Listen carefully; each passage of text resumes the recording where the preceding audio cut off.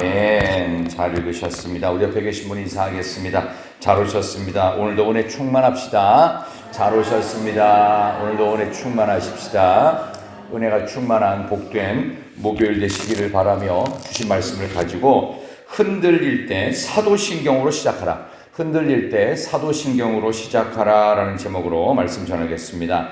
우리의 인생 가운데 평안할 때만 있는 게 아니라 마치 바닷물도 출렁출렁 보이지 않는 해류가 수면의 그 밑바닥에서부터 이렇게 물결이 올라오거든요. 그래서 밑에서 오는 그 해류의 영향이 나중에는 실제로 바닷물을 요동치게 하고, 또 바닷물은 여러분이 또 자연 과학 시간에 배우신 것처럼 그 달에서 잡아당기는 그 힘이 있어요. 그 힘에 의해서 밀물이 오기도 하고 썰물이 오기도 하고 막 그렇게 되죠. 그런 것처럼 뭔가에 의해서, 또 외부적인 거든 내부의 해류든 뭔가에 의해서 우리의 삶이 요동치고 흔들리고 때로는 갈등을 하게 되고 뭔가 인생의 파도가 자꾸 쳐가지고 안정이 되지 않을 때 우리가 무엇으로 그것을 안정시킬 것인가? 안정되지 않으면 마음이 불안하잖아요. 그러니까 이것을 안정시킬 수 있는 방법은 창조주 하나님으로부터 출발점을 다시 삼아야 된다. 다시요. 창조주 하나님으로부터 출발점을 다시 잡게 되면 우리의 삶의 모든 흔들림이 다 평안하게 안정이 됩니다. 그래서 우리가 조금 전에 사도신경 고백했죠. 뭐라고 고백하셨어요? 시작할 때 나는 전능하신 아버지 하나님 천지에 뭘 믿어요? 창조주를 믿습니다. 이 창조에 내가 들어가야 안 들어가요? 당연히 들어가죠. 우리가 천지의 창조주이신 나를 창조하신 하나님을 안 믿으면 자꾸 세상 것들로 아니면 내적인 것들로 내부적으로 외부적으로 흔들립니다. 그래서 이 고백은 대단히 중요한 신앙 고백. 그러니까 우리의 인생의 신앙 고백 중에 제일 중요한 거. 하나님이 태초에 천지를 창조하셨다. 그 창조에 나도 있다. 태초부터 사람이 창조되었다는 그 사실로부터 모든 인생살이를 다시 한번 출발점을 새로 삼아야 돼요. 감정으로 출발점을 삼거나 내 기분으로 출발점을 삼거나 내 돈으로 출발점을 삼거나 나의 능력과 나의 스펙과 내가 갖고 있는 자리로 출발점을 삼으면 아무것도 해결이 안 돼요. 아무리 능력 있고 모든 게 안정됐어도 천지를 지으신 하나님으로부터 시작하지 않으면 안 된다. 오늘 백사편이 그 얘기입니다. 그래서 우리의 인생이 흔들리고 요동칠 때 사도신경으로 시작해야 된다. 오늘 그 얘기를 하는데 오늘은 크게 두 가지 말씀을 드리겠습니다. 하나는 전능하신 하나님이란 뜻입니다. 천지의 창조주이신 전능하신 하나님을 믿어야 되고, 또 하나는 그 하나님은 우리의 삶의 모든 한계, 경계를 정해놓으신 분이시다. 오늘 성경은 이 두 가지를 얘기하고 있어요. 자, 오늘 말씀 한번 보겠습니다. 자, 2절, 3절 보세요. 2절, 3절, 4절 한번 보겠습니다. 시편 104편 2절, 3절, 4절. 자, 주께서 옷을 시작.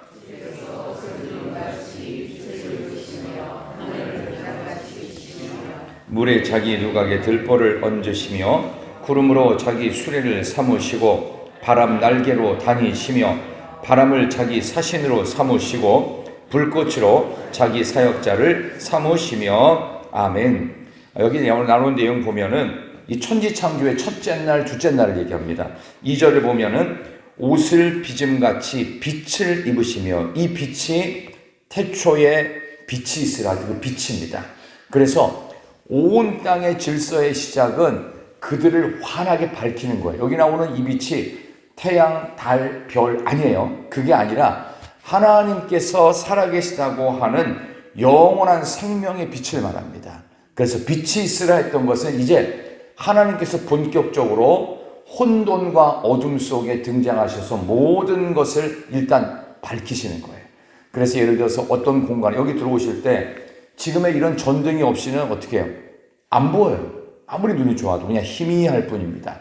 근데 우리의 삶의 흑암과 혼돈과 공허함과 질서가 없고 요동치는 이것들을 한순간에 밝히시는 전능하신 하나님을 믿어라. 그래서 그것을 빛을 입으시며 라는 표현을 쓰고 있고, 그 다음에 3절을 보면은 이 3절은 둘째 날입니다. 자, 한번 3절 시작. 물에 자기 누각에 들보를 얹으시며 구름으로 자기 수레를 삼으시고 바람 날개로 다니시며. 아멘.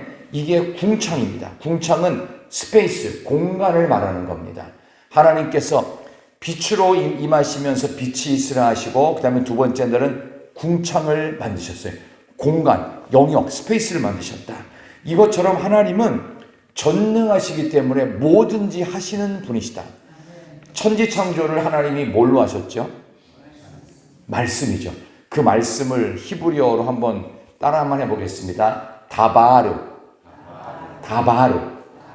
그래서 다바르에서 파생된 단어가 하나 있죠. 광야라는 말이 미드바르라는 뜻이에요. 미드바르.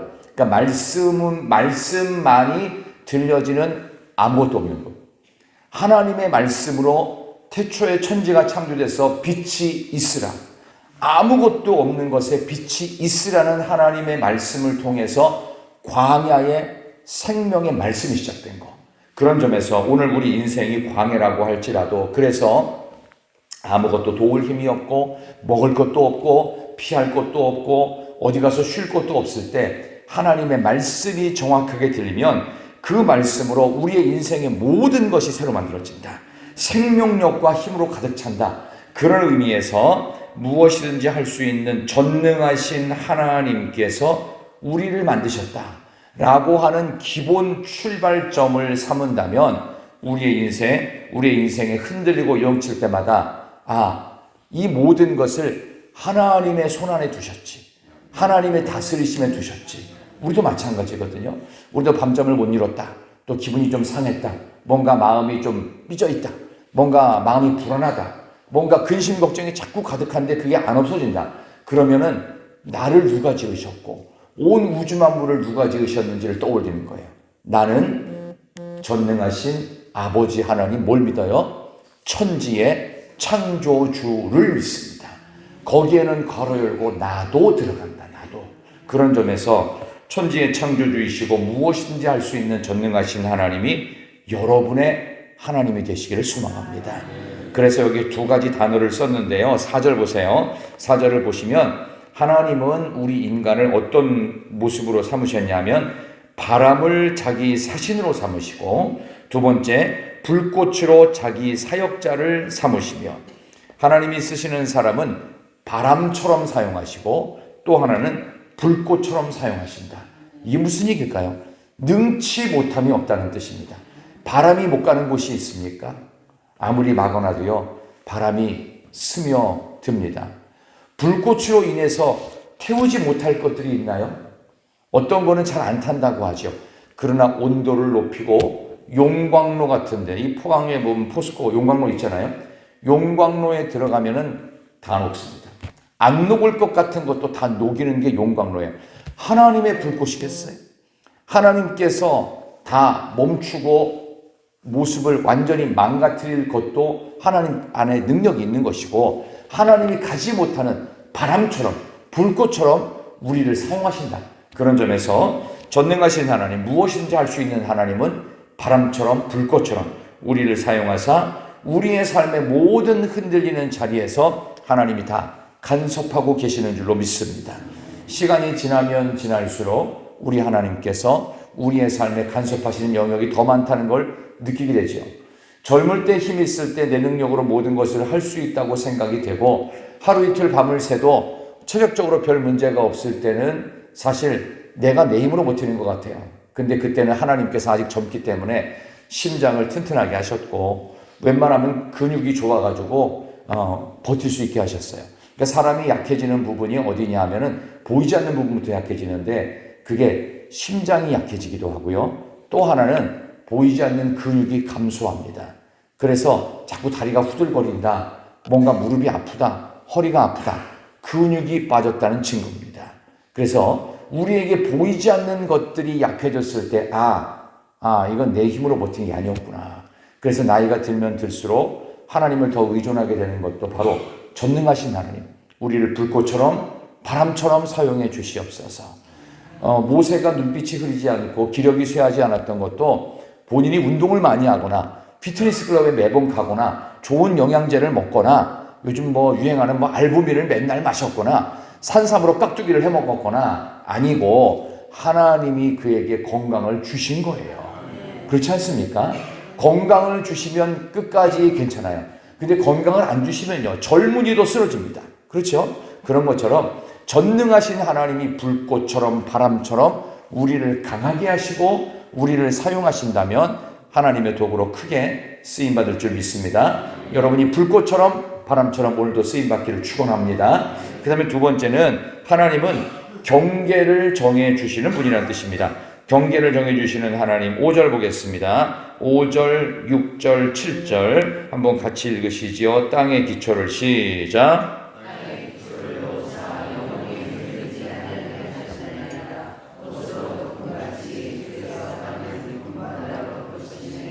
물이 산들 위에 솟아 올랐으나 주께서 꾸짖으시니 물은 도망하며 주의 우레소리로 말미암아 빨리 가며 아멘. 5절에 보니까 땅에 기초를 놓으셨는데 흔들리지 않게 하셨대요. 그러니까 이게 무슨 얘기냐면 지진 같은 거 말하는 거예요.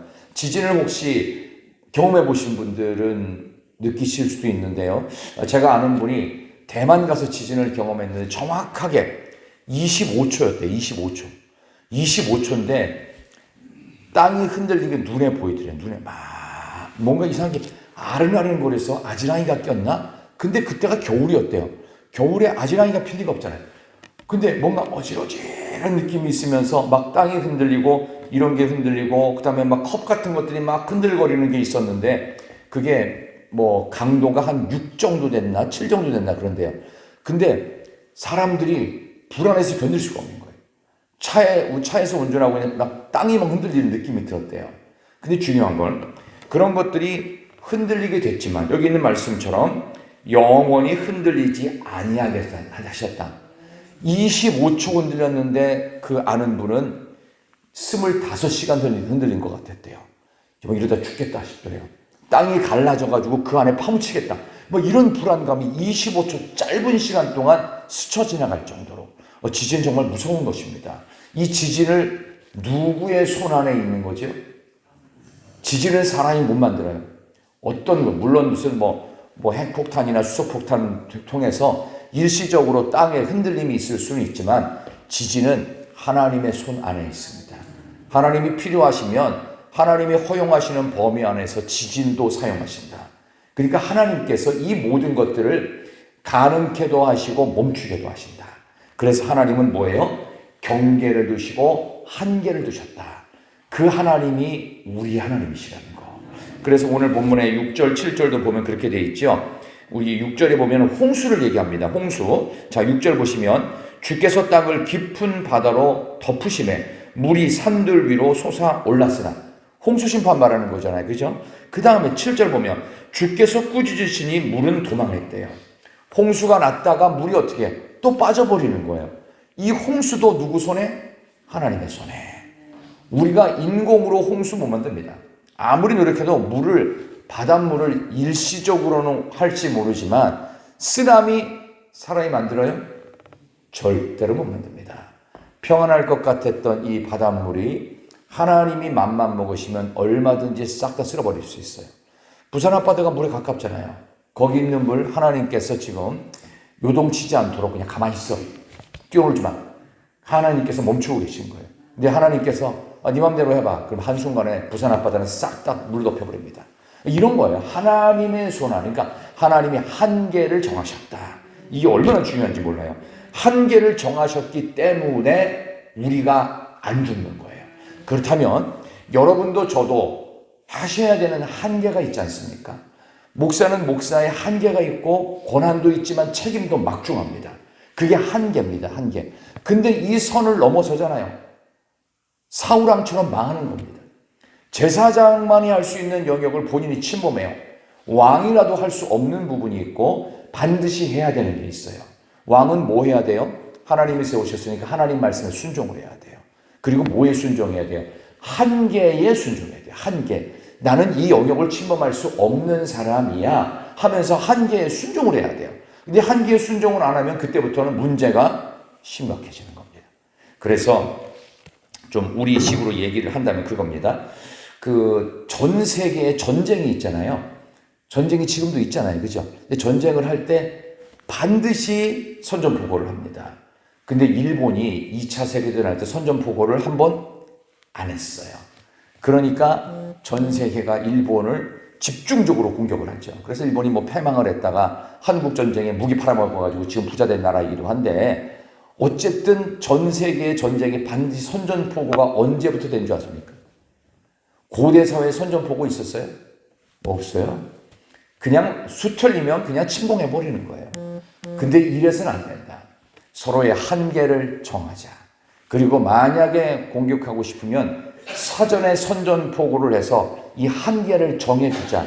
이게 언제냐 하면은 베스트팔렌 조약이라고 하는 세계사에 나오는 유명한 일이 있어요. 베스트팔렌 조약이 독일에서부터 유럽 사회는 막 붙어 있잖아요. 땅이 따닥따닥 붙어 있잖아요.